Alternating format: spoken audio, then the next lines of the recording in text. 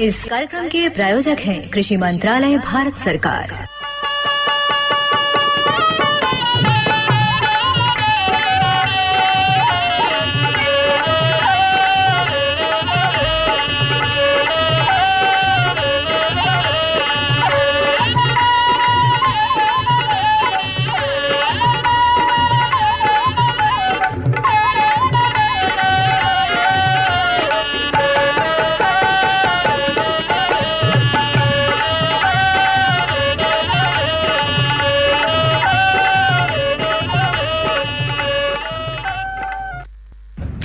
भैया बोला जय जवान जय किसान।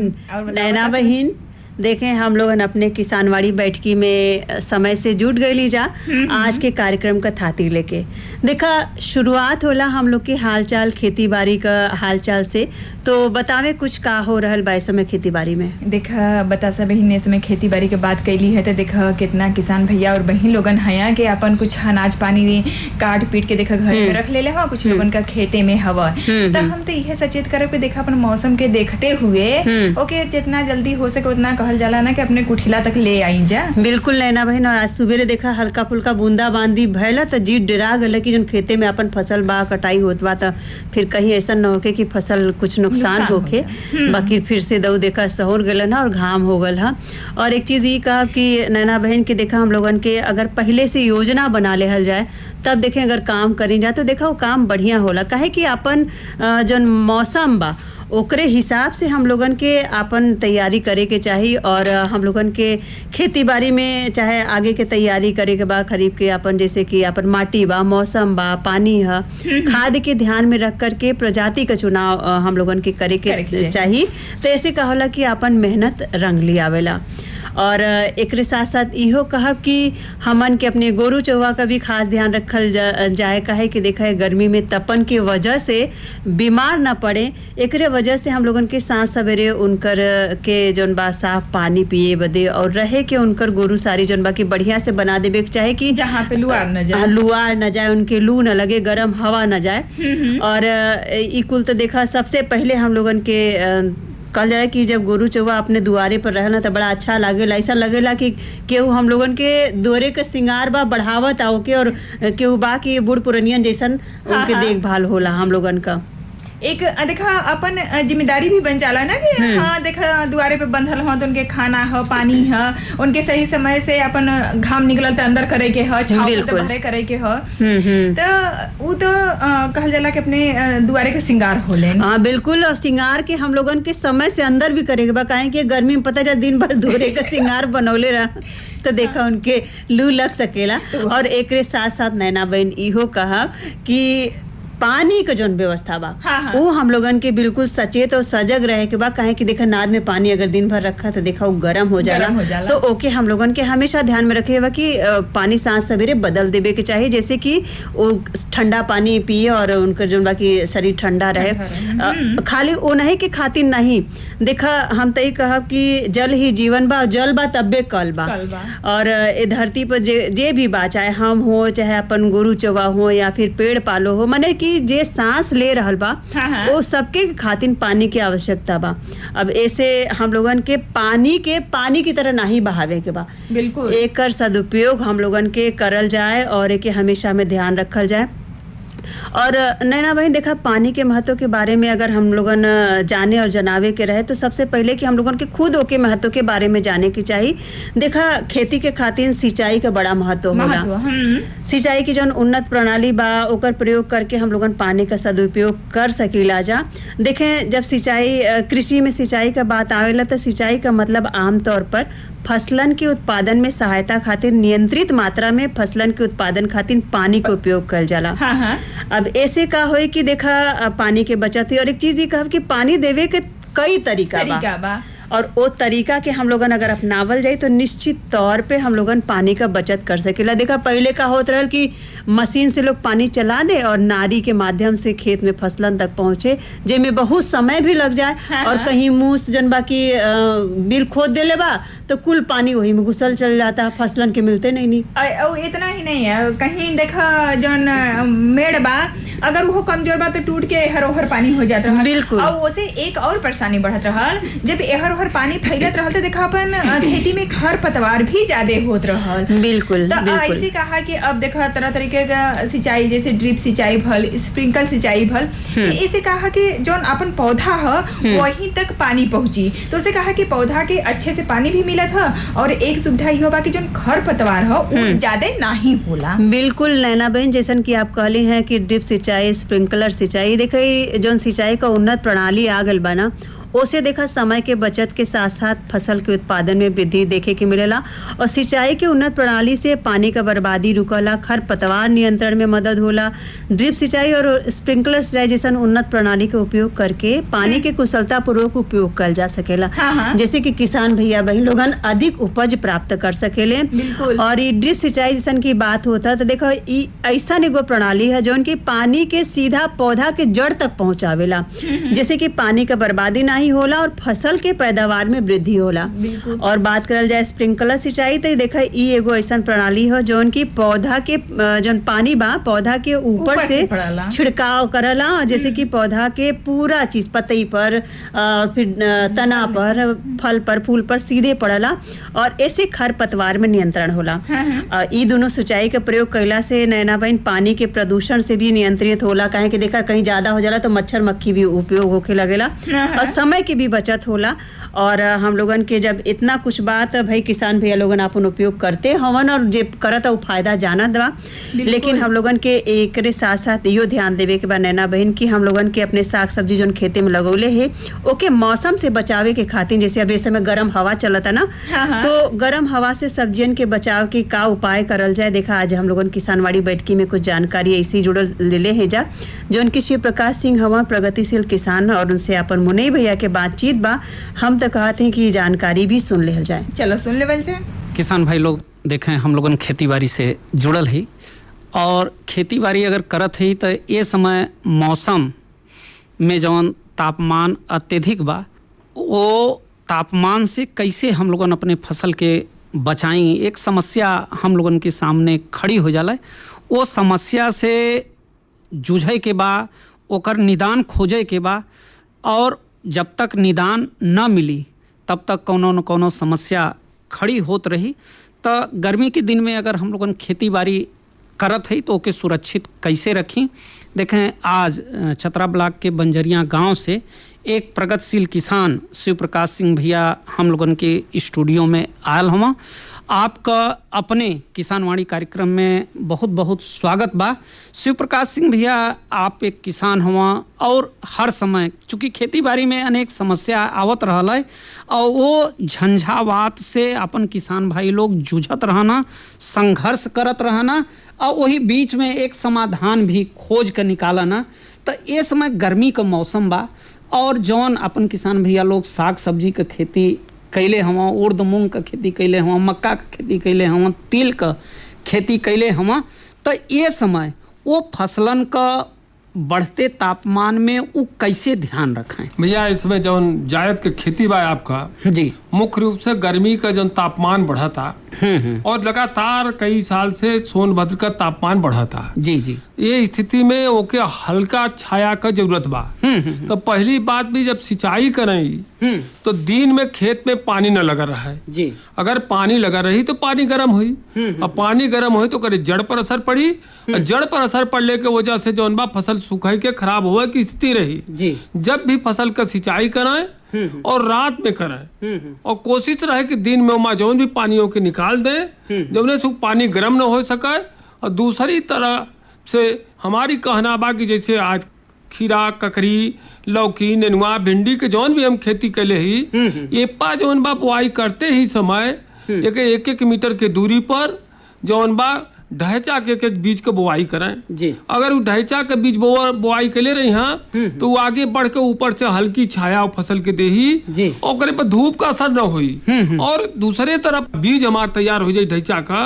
और वही तरह से मक्का का भी अगर फसल जगह जगह लगा दिया जाए तो मक्का से भी हल्की छाया मिली और फसल नुकसान हो के कम संभावना रही भैया। दूसरी बात और बचाव करे बदे कि एकर जौन बा नमी का उचित देखभाल करत रहे कि हमरे खेत में नमी का कमी न हो पावे, जी। ऐसे वो सुरक्षित रही। अच्छा, निराई गुड़ाई गर्मी के मौसम में कैसे करे के चाहिए और कब कब करे के चाहिए? गर्मी के मौसम में मुख्य रूप से जो हमारा सब्जी और जायद के फसल बा एक मानव द्वारा ही एक निराई गुड़ाई हो सकला जी। रासायनिक दवा का प्रयोग में नहीं कल जा सके तो समय से निराई करते रही। निराई कैले से हमारे खेत में कीड़ा न लगी। हाँ जी जी। और बुआई के बाद जब गुड़ाई करी तो ओकरे में खरपतवार न रही तो ओकरे पर किसी रोग का प्रभाव और कीड़ा विशेष रूप से हमारे सब्जी के फसल में यहाँ का कद्दू वर्गीय में कद्दू का लाल कीड़ा जोन होला एक शुरुआती दौर में खाई जाला। जी जी। एकरे बदे जौन भाई दवा का हल्का प्रयोग न करके कीटनाशक के, चूंकि सब्जी हमारे स्वास्थ्य पर बहुत असर पड़ला। जौन बा इसमें जौन बा नीम आयल 2 ml पर लीटर पानी में मिला जी। के एकर स्प्रे करिहा तो कीट का कोनो प्रभाव न होई। और निराई गुड़ाई के साथ समय समय पर हर 15 दिन पर जौन बा नीम आयल का जौन बा 2 ml पर लीटर पानी में डालकर अगर स्प्रे करत हमा तो वो सुरक्षित भी रही और कीट भी होके नुकसान न करी। अच्छा शिव प्रकाश सिंह भैया, एक चीज आपसे हम जानल चाहब, अपन जौन किसान भाई लोग हम वो कहन के जौन कद्दू वर्गीय सब्जी बा एकर सिंचाई दोपहर के समय न करे के चाहिए या दिन में न करे के चाहिए, तो एकर प्रमुख सिंचाई कब और कैसे करे के चाहिए? एकर सिंचाई तो हर जायद का फसल का सिंचाई, चाहे कद्दू वर्गीय हो चाहे भिंडी हो चाहे आज हम मूंग और उड़द के खेती कैले है, जब दिन में हम सिंचाई करब तो दिन का टेम्परेचर हमारे समय 41-40 चलत था। जी जी। सूर्य का रोशनी पड़ी तो पानी गर्म हुई, पानी गर्म हुई तो जड़ के वो नुकसान करी और फसल पीला हो जाई और नुकसान हुई ओकर। ऐसे सिंचाई रात में ही जायद फसल का करना चाहिए। अच्छा, दिन में माने कभी भी सिंचाई दिन में कभी न करें और कोशिश रहे कि पानी खेत में लगे ना।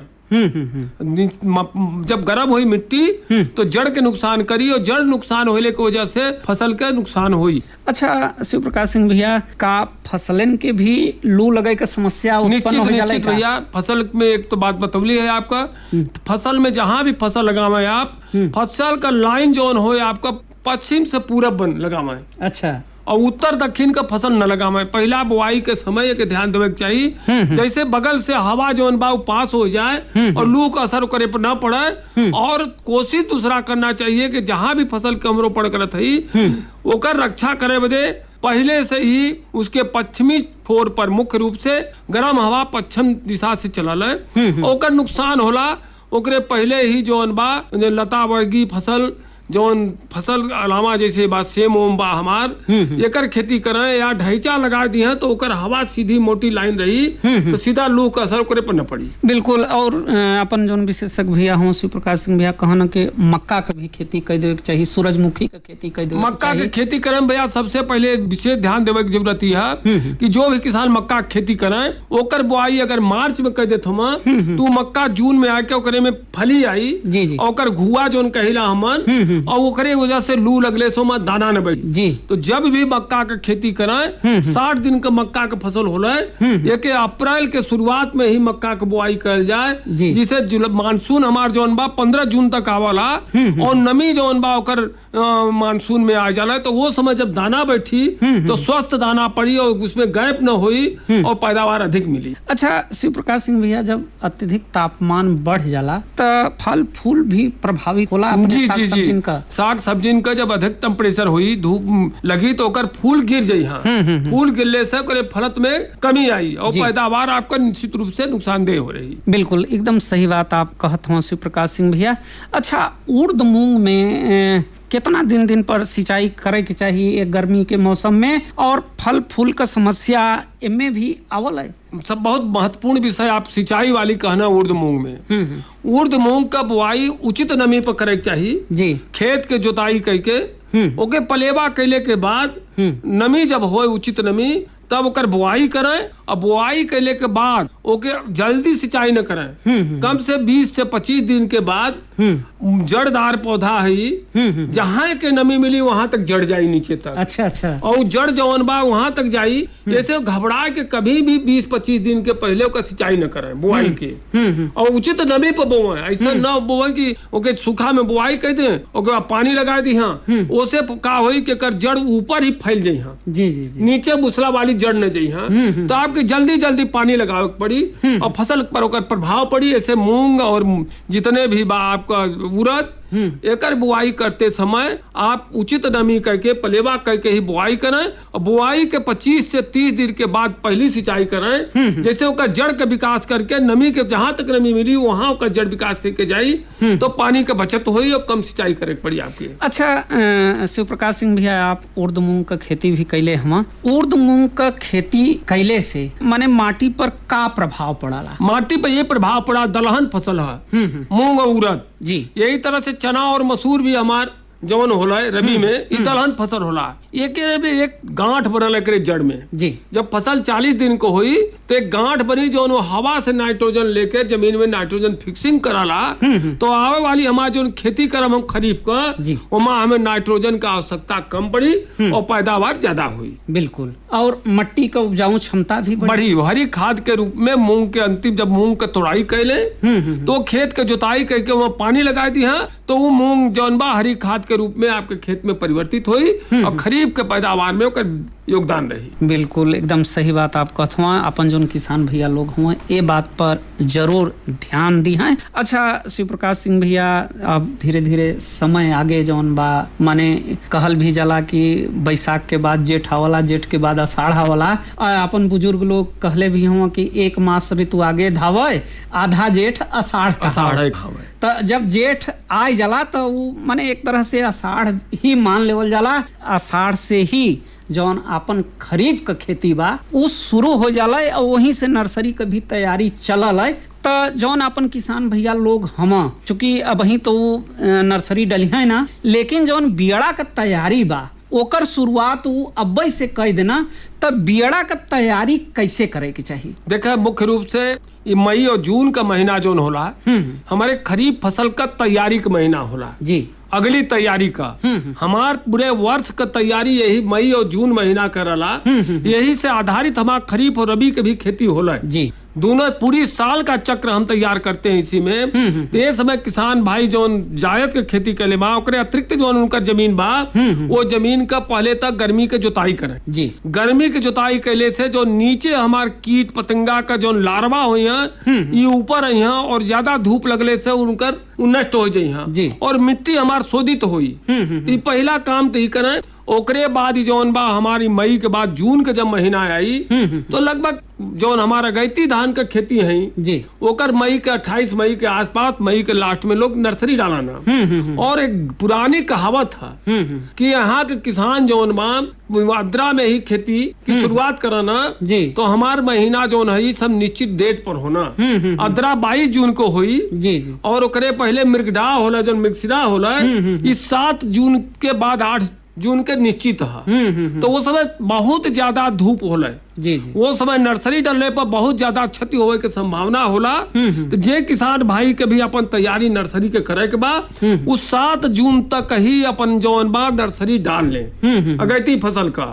ओकरे पहले ओकर सूखी जोताई करके तापमान में ओके शोधित करके ओकर उचित जौन बा खरपतवार निकाल कर ओमा अगली फसल का तैयारी करे। और हमारे जैसे मोटा धान हुआ एकर बीज जौन बा 40 केजी प्रति हेक्टेयर और महीना धान हमार जौन बा एकर 30 से 35 केजी प्रति हेक्टेयर बीज डालकर अगली फसल के तैयारी बदे लगाएं। और नर्सरी डालते समय विशेष रूप से ख्याल करें कि नर्सरी डालने के बाद ओकरे में जब पानी लगावे वो पानी भी दिन में न लगे।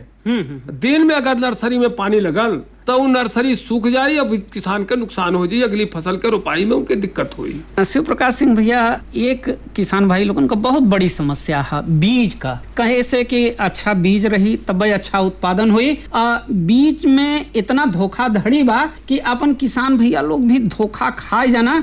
तो बीज का चयन कैसे करें? बीज का चयन ऐसा भैया कोई अपने विश्वसनीय दुकान पर जाए जी, या जो हमारे सरकारी संस्थाएं हैं उत्तर प्रदेश बीज विकास निगम, राष्ट्रीय बीज विकास निगम या हमारे कृषि विश्वविद्यालय जौन हुआ इनके यहाँ भी बीज तैयार है। काशी हिंदू विश्वविद्यालय बा और हमारे ओकर ब्रांच बा यहाँ हमारे जिला के करीब बरकछा में। और वहां से अगर बीज लिए हैं तो उनके विश्वसनीय बीज मिली। या तो हमारा सियास्ट है प्रयाग में, वहाँ बीजबा विश्वती दुकान पर बीज लेते समय कर ध्यान रखें कि जब भी बीज का खेती कराएं तो फाउंडेशन सीड या सर्टिफाइड सीड से ही खेती कराएं जी। और बाजार से जब धान लिया तो वहाँ बीज के एक ग्रेडिंग कार्ड लगाला। अच्छा अच्छा। जब देखिए आप तो पहले निकोलियस बीज जो हमारा रिसर्च करके बीज तैयार कर जला, ओकर कार्ड जो होला गुलाबी कलर को होला। अच्छा। वो से जो बीज तैयार हुई ओके ब्रीडर बीज हुई, वो आम किसान दाई तैयार करे, ओकर जिसके पास ब्रीडर के डिग्री हुई वह ब्रीडर धारी जो प्रोफेसर हुई यूनिवर्सिटी का, वह ब्रीडर सीड का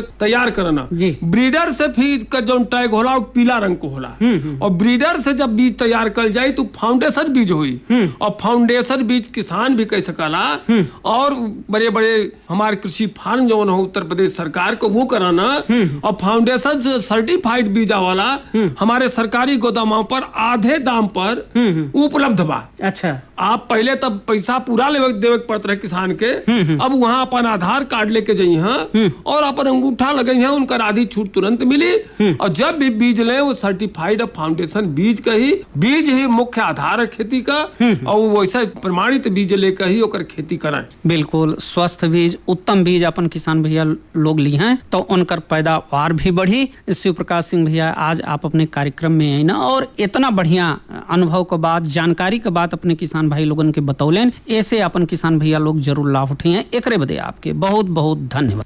तो नैना बहन, देखें अभी हम लोगन जानकारी सुनत रही हैं जा गर्म हवाओं से सब्जियन के बचाव के का उपाय अपनावल जाए, एकरे बारे में शिव प्रकाश सिंह जो उनकी प्रगतिशील किसान हवन, उनसे मुनई भैया के फरिया देखें कितना ढेर सारा जानकारी लिवलेन। बहुत बहुत धन्यवाद बा। और देखें हम लोगन के हाथ में पाती भी आवेला समय समय पे, अपन जगह जगह से घुरावल से, रापटगंज मंडी से, दुद्धी से। आज बतावें पाती आयल बा कहाँ से? तो देखा है आज के जौन पाती बा उ रावटगंज मंडी से है, जौन बाबूलाल मौर्य भैया कुंतल में भेजले कहत बा। तो जान लेहल जाए। हाँ बतावें। तो आलू लाल 1500 से 1600 रुपया कुंतल, आलू सफेद 1400 से 1500 रुपया कुंतल, प्याज 1000 से 1200 रुपया कुंतल, टमाटर 200 से 400 रुपया कुंतल, नेनुआ 800 से 1000 रुपया कुंतल, कोहड़ा 600 से 800 रुपया कुंतल, लंबा बैगन 800 से 1000 रुपया कुंतल, गोल बैगन 1800 से 2000 रुपया कुंतल, परवल 4000 से 5000 रुपया कुंतल, लौकी 500 से 600 रुपया कुंतल, करेला 1500 से 1600 रुपया कुंतल, भिंडी 1500 से 1800 रुपया कुंतल, बोड़ा 1500 से 1600 रुपया कुंतल, मूली 1800 से 2000 रुपया कुंतल, लहसुन 5000 से 6000 रुपया कुंतल, धनिया 1800 से 2000 रुपया कुंतल, हरी मिर्च 2500 से 2600 रुपया कुंतल, अदरक 4000 से 4200 रुपया कुंतल, चौराई 600 से 700 रुपया कुंतल, पालक 600 से 700 रुपया कुंतल, गाजर 1000 से 1200 रुपया कुंतल, खीरा 1200 से 1500 रुपया कुंतल, पपीता जौन है वो 2000 से 2200 रुपया कुंतल, फूल गोभी जौन है वो 1200 से 1400 रुपया प्रति सैकड़ा, और पत्ता गोभी 300 से 500 रुपया प्रति सैकड़ा, और जो नींबू है वो 400 से 500 रुपया प्रति सैकड़ा है। तो बाबूलाल मौर्य भैया के बहुत बहुत धन्यवाद बा। लेकिन एगो मनफेर के साथ और हंसनाथ दीक्षित भैया एगो कहरवा के साथ हम लोगन के किसान बड़ी बैठकी में होगा, तो सुनल जाए मनफेर। चलो सुन लेवल जाए। शहरी लोगवा समझना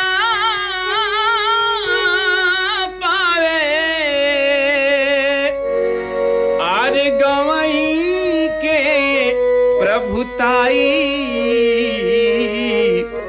हमरी टूटही झोपड़ियन के ताजमहल का पाई, हमरी टूटही झोपड़ियन के ताजमहल का पाई, हमरी टूटही झोपड़ियन के। शहरी लोगवा समझ ना पावे, शहरी लोगवा समझ ना पावे, गवई के प्रभुताई हमरी टूटही झोपड़ियन के ताजमहल का पाई, हमरी टूटही झोपड़ियन के।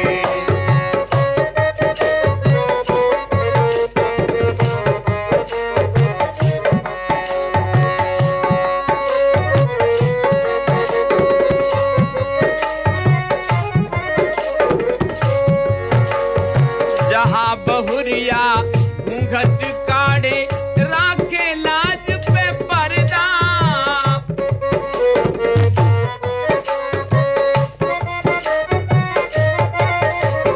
जहाँ बहुरिया घूंघट काढ़े लाठी माथ पे पगड़ी सोहे जहवा मर्दा सीमा के हर प्रहरी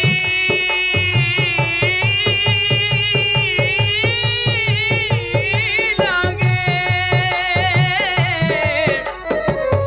सीमा के हर प्रहरी लागे सीमा के हर प्रहरी लागे अपन सहोदर भाई हमरी टूटही झोपड़ियन के ताजमहल का पाई हमरी टूटही झोपड़ियन के। तो नैना बहन देखे हम लोगन कितना बढ़िया मन फेर सुनत है जहाँ हंसनाथ दीक्षित भैया के। हाँ। लेकिन देखे कोनो काम अगर समय से होला तो अच्छा होला और समय से हम लोगन बैठकी में जुट ले जाओ समय से हम लोगन के चले लेकिन चलावती है कहे के बा हम लोगन के कि हम लोगन के जैसन की शुरुआत में ही पानी बचावे के जौन साधन बा प्रणाली बा ऊपर बातचीत करत रही जा और उहे चलावत हम लोगन के इहे कहे बा कि जल ही जीवन बा और पानी का हम लोगन संरक्षण करल जाए पानी का संचयन करल जाए ताकि हम लोगन के आगे समय खातिर के ज्यादा परेशानी ना हो पानी का दुरुपयोग ना होके। और गुरु चौवन के एक बार फिर से हम कहब कि हम लोगन के ध्यान देवे की जरूरत बा और अपन स्वास्थ्य का ध्यान देवे की जरूरत बा। तो चलल जाए तो चला लेते भैया बोला जय जवान जय किसान।